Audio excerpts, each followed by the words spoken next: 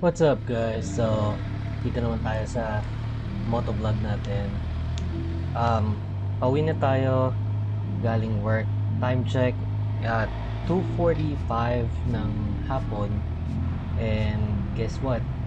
First time natin nag-work ng 6 a.m. to 2:30 in the afternoon.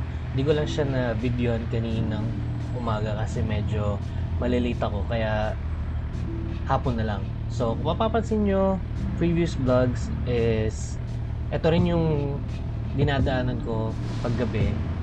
Walang traffic, wala kayo makikitang kotse. Unlike paghapon, yan, meron kayo makikita maraming bus, maraming kotse. At lahat ng mga driver dito is aggressive. Pero pagka, yun, compare sa aggressiveness ng Philippines, wala pa rin silang Panama. Kasi dito kasi, kung sa atin kasi takutan, dito kasi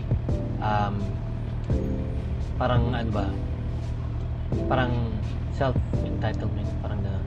Pagka sila nauna na sila, so parang pag binangga mo sila, kasalanan mo. Unlike sa Pilipinas, kaya ikaw ang bumangga o hindi, walang aamin kung sino may kasalanan. But anyways guys, weather ngayon mainit. I think tingnan natin kung anong weather. Kung hindi ako nagkakamali, parang nasa 72 degrees lang ngayon. And hindi ko alam kung ano conversion sa Celsius, basta mainit. And kung makikita nyo doon sa side mirror, naka-jacket ako. Grabe, heated jacket pa naman to. So mas mainit, lalo mainit talaga. And biruin nyo guys, 2 minutes, 3 minutes, 5 minutes bago pa ako makalabas ng airport.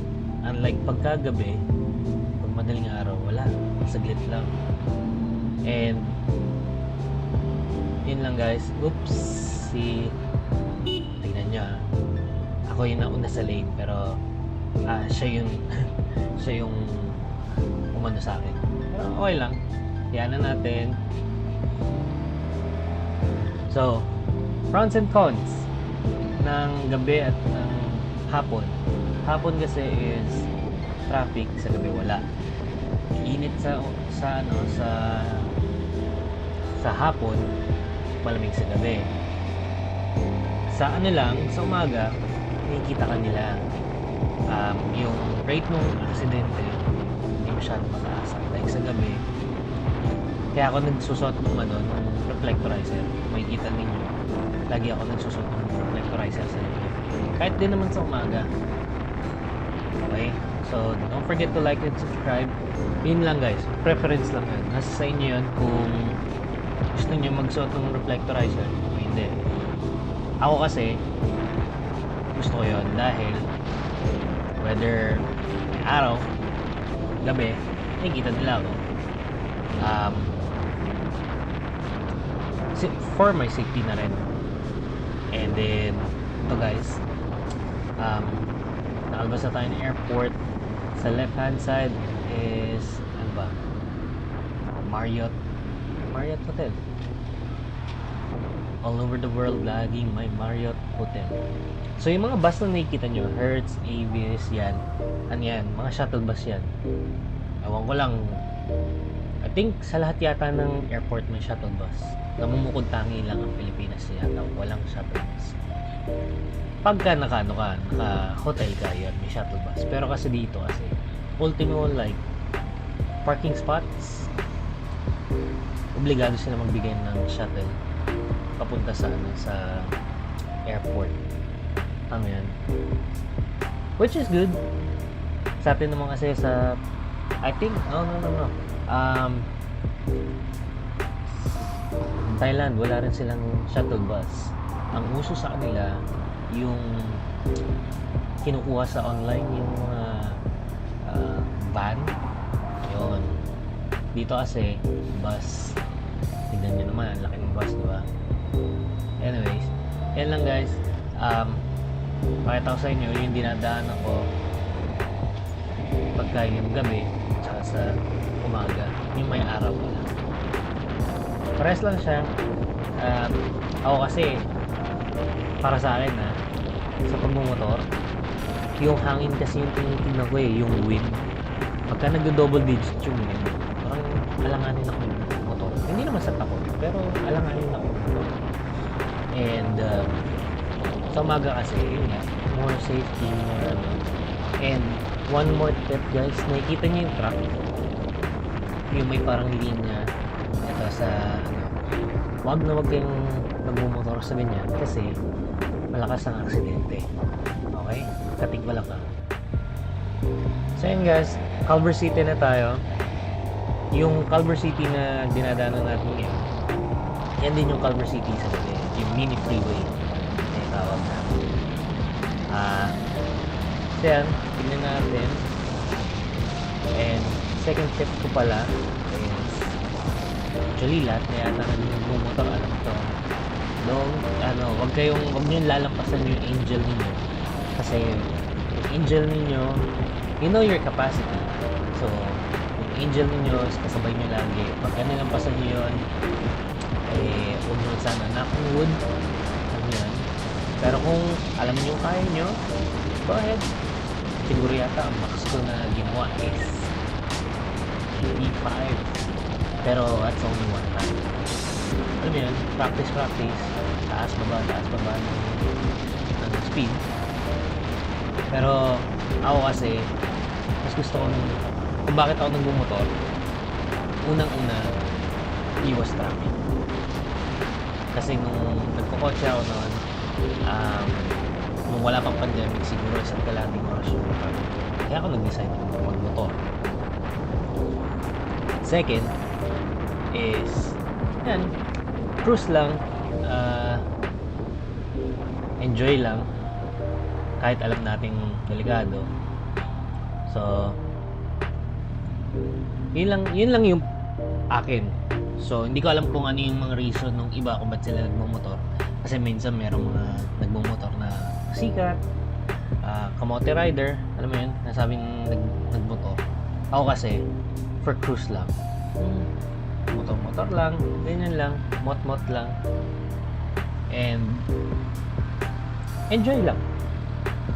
Siguro naman nung binabahagi ko sa inyo na video is hindi para magyabang, to share lang kung anong meron dito sa America, which is yun naman talaga yung lagi ko sinasabi sa mga video ko na travel, to share para pag kayong opportunity comes, alam niyo kung saan kayo pupunta. Oopsie, hindi kumagat ang second gear kasi nangyayari yun talaga sa akin minsan from 1 pupunta ka sa neutral. Kaya nangyayari, kumari ba ng gusto yung photo, pero nagagawa ko nun siya ng mabilisan, na-inawit ko siya sa second gear. So yun lang guys, sa gabi, Culver City, umaga, Culver City pa rin. Mapapansin ninyo, maraming kotse sa kaliwa kaysa bisilinadan. Kasi lahat ng pag-umaga, papasok ng LA, ngayong hapon naman, palabas na sila. Ganun ang routine. Kaya alam mo kung saan ka dadaan pag morning, saka nung hapon, or nung sa gabi. So, dyan mo siya mapapansin, dyan mo siya magigits, or like, dyan mo siya pakukuha yung pinaka easy way kung paano. So, yun lang guys. Paano ba? So, kung may question kayo or like may tips kayo para sa akin, drop the comment. No hard feelings. Ayan. Meron na nakikita nag-like sa mga previous video ko, pero it's okay. Yung opinion nila yun, hindi nila gusto, pero nakakuha ko ng views, diba? It helps. The more hate, the more you watch a video, the more it's okay sa mga nanonood, sa mga nag-upload. So, cutting ko lang kayo rito guys, konti, diskarte lang tayo para mabilis tayo makauwi. Okay? Kita-kits. there you go guys, Sunset Boulevard. So Sunset Boulevard, medyo malapit na rin ako sa bahay. And paano ba?